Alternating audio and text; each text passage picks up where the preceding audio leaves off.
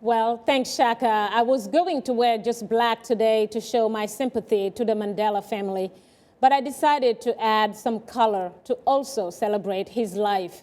And I'm wearing a scarf, as you can see, given to me by a South African designer. And as you can see, it has the South African colors to say thanks to the people of South Africa, and most importantly, to the family for sharing Madiba with the rest of us, for sharing a person who has meant so much to not only us Africans, but to the rest of the world.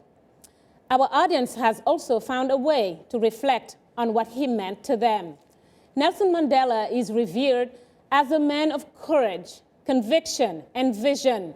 He was often called humble, loyal, charming, and a man who cared about others more than he did about himself.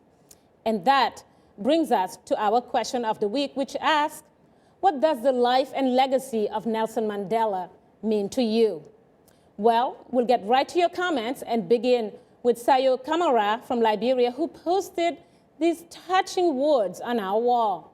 The great son of our soil, his legacy, struggle, principle, and passion will never be forgotten. Mandela's death brings a silence in our hearts. I wish there could be another Mandela who could unite Africa with no borders across our countries, just like the United States. Well, another comment comes from Louis Ofor of the University of Benin. He says, Mandela's life exemplified courage, fearlessness, humility, unity, forgiveness, and above all, compromise.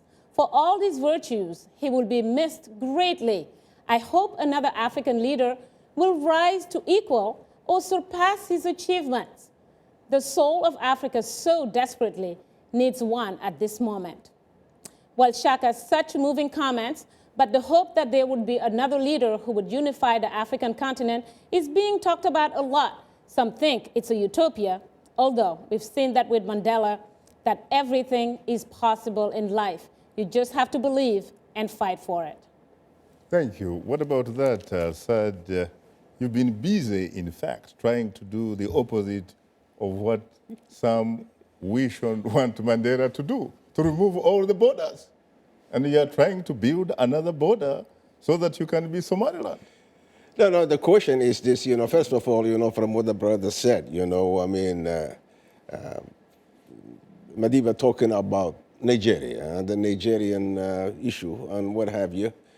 When you look into his emergence, when he came to power and when he became the president of South Africa as a leader, his impact on the development of democratic institutions in sub-Saharan Africa has not been that much. Actually, the continent is the same, if not worse, for the most part. Look at his region, for example.